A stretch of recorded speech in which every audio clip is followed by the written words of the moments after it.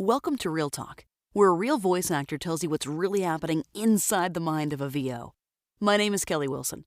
I am a voice actor for commercials, videos, e-learning narrations, children's educational content, and more. And in my past life, I was an audio engineer for an on-hold messaging company, copywriter, producer, radio DJ, ops assistant, promotions, programming, production. I worked in admissions and PR in higher ed, and for a little bit, I was even a TSA officer. Each week, I provide tips and tricks on what to look for in a voice actor, what the voice actor really needs from you so you can up-level your brand, and what exactly is going on in that voiceover's mind. Weirdo. Side note, just recorded this entire podcast, didn't hit the record button. All right, let's try this again. So, I'm Kelly Wilson. I'm a voice actor. This is called Real Talk. Keeping it real. I am, in fact, a human. So, today's question comes from Jay Rook. He asked me on Facebook. Kelly, in your work, I assume that you have to imagine the persona of the end listener as well as the voice that you were trying to create to connect with them.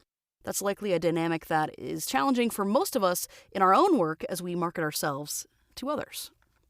Cool question. So this is how I see it. Specifically, this is how I see voiceover in answering Jay's question. Okay, have you ever had a conversation with someone and they were like a meanie butt to you? And instead of you coming back with a sweet comeback, you just stood there and were in shock and just took it. Does that ever happen to you? A couple minutes later, you replay the conversation in your head. You come back with the best comeback ever that you would have just lit them up with your words. And you want to somehow seek a time machine so you can go back and then replay this in real life and then light them up. Have you ever done this before? I hope so, because I do this all the time. So that is how I see voiceover.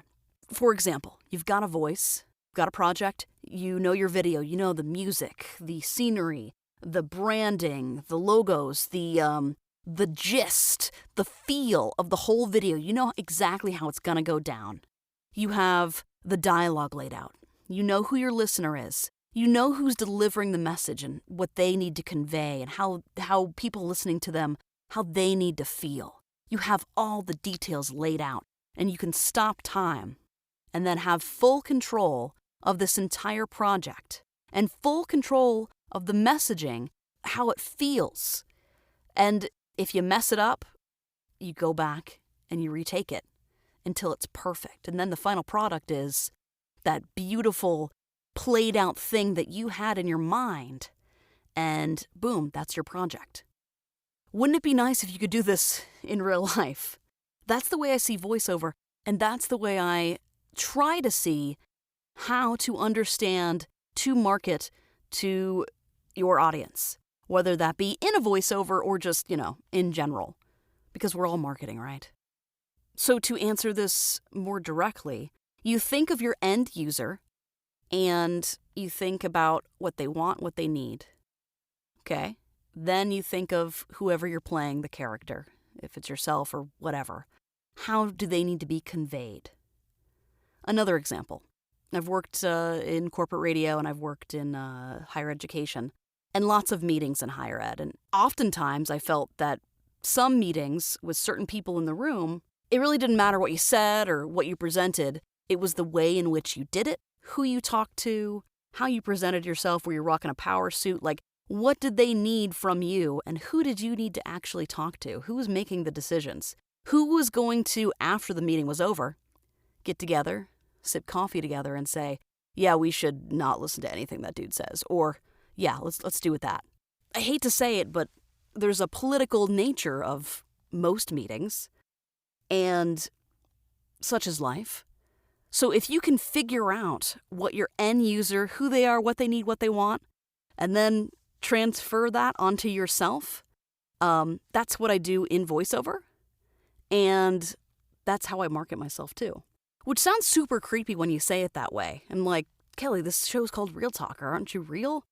Yeah, I would never do anything that's fake or gross or whatever. But if you have a dinner party, I never have dinner parties because I can't stand. Let's just go to a restaurant, all right? I don't want to clean up after you. I can't even clean up after myself. Okay, on Christmas Eve, I have my family over. And I will clean that place up. I'll have all different drinks. I'll be my guest, them. Be your guest, be my, whatever it is. So, I'll really do it up. Do I want to serve people, white wine? No, I like red wine. I don't mind occasional white. It just can't be too sweet. I know nothing about wine, FYI. Basically, you figure out what people want and you give it to them in the most authentic, genuine way you can. And if you can't give it to them in the most authentic, genuine way that you can, then you probably shouldn't engage. And I know that sounds super simple, and it's not easy, but that's how I think about it. Okay, if you have a question on here, please ask me. I'd love to know. Kelly@kellywilsonvo.com. Hey, thanks for listening. Please do me a solid and rate and review this podcast and share it with a friend or a colleague, anyone who you think would find this helpful. You can join my email community and you'll never miss out on an episode of Real Talk. And score my freebie, a list of 5 fantastic voice actors to add to your roster when you sign up, kellywilsonvo.com/subscribe. And yeah, one of them is me. Bye.